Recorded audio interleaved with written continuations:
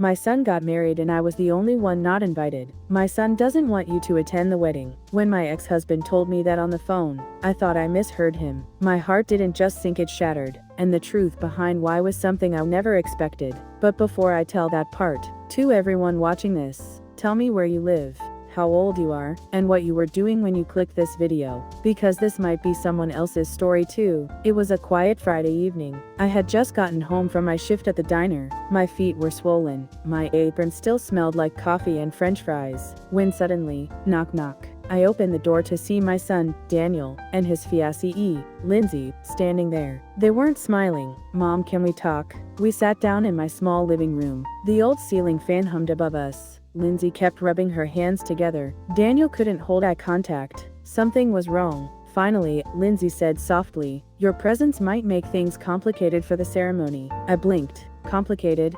How? Daniel swallowed hard. Lindsay's parents, they're very traditional. They want both families to look complete. Complete. That one word felt like a knife. "You mean because your father and I divorced?" My voice cracked. Despite my efforts to stay calm, Lindsay lowered her eyes.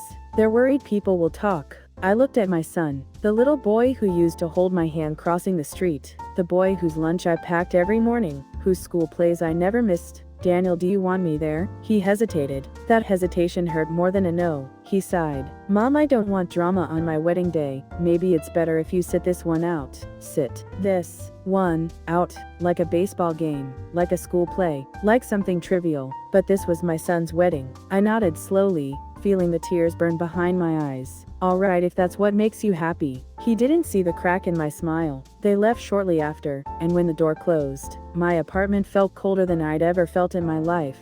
That night, I didn't sleep. I stared at the ceiling and asked myself, how did I become someone unwanted in the life of the boy I raised alone? A week before the wedding, the mailbox was full of invitations for neighbors, co-workers, distant relatives. But not one for me. Everyone else was invited. Everyone else had a seat. Everyone else got to share the moment, except the woman who gave birth to him. I tried to be strong, told myself it was just a day, but the ache inside me felt like years worth of rejection. The day before the wedding, Daniel called. "Mom, just checking on you." I forced cheerfulness into my voice. "Oh, I'm all right." But he knew. I heard it in the silence between us. Still, he didn't say come. The wedding morning came. I walked to the park near the venue, telling myself fresh air would help. But then I heard music. I turned my head and froze.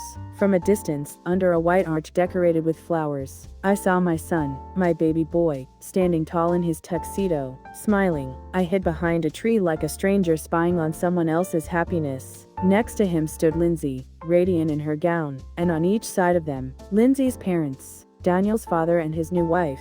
I covered my mouth to keep from sobbing. My hands shook. My breathing became uneven. People clapped. Flashlights popped. Daniel posed for pictures with everyone, except me. I left quietly, walking home alone, each step heavier than the last. I didn't even make it past my front door. I collapsed onto the floor and cried like a child. No mother should ever feel like an outsider in her own child's life. But that day, I was 1 week after the wedding. I got a call from Daniel's best friend, Josh. "Mrs. Collins, can I ask why didn't you come to the wedding?" I took a deep breath.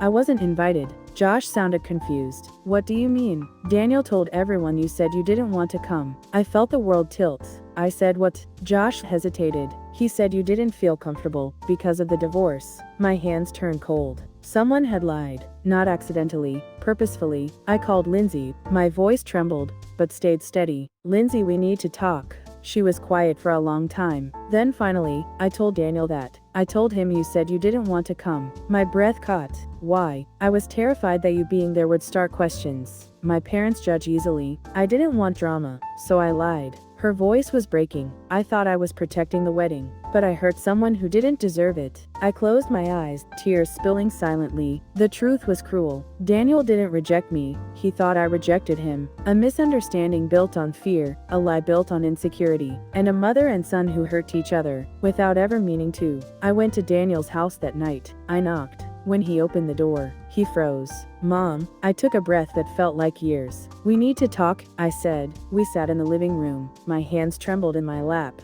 "Daniel, I didn't skip your wedding. I was never invited." Shock spread across his face. "What?"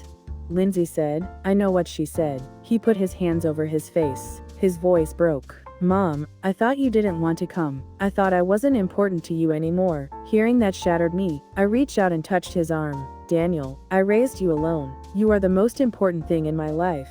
I would have stood in the back, hidden behind a pillar, just to see you say I do. He started crying. The kind of cry he hadn't done since he was a kid. I'm so sorry, Mom. I didn't know. I should have asked you. I should have trusted you. Then Lindsay appeared from the hallway, eyes red from crying. Mrs. Collins, I'm so sorry. I let my fear decide for me, and in doing so, I took away something you can't ever get back. I looked at her. She meant it. She was trembling. It hurt, I admitted softly, but I don't want this family to start with resentment. We cried together. It wasn't easy, it wasn't clean, but for the first time, we were honest. The weeks that followed were different. Daniel called more. Lindsay visited on weekends, bringing muffins she baked herself. They invited me to dinner. We laughed. We healed. One night, during dinner, Lindsay held my hand gently. Mrs. Collins, I know we can't redo the wedding, but when we have our first child, will you be there? From the very beginning, I felt my throat tighten. Of course, I whispered. I want to be part of your future, all of it. Daniel smiled softly. Mom, your family, always. And in that moment, I realized something.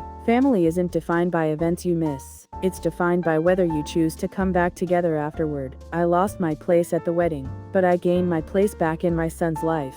And that mattered more. If you enjoyed the story, please like and subscribe. It truly helps the channel.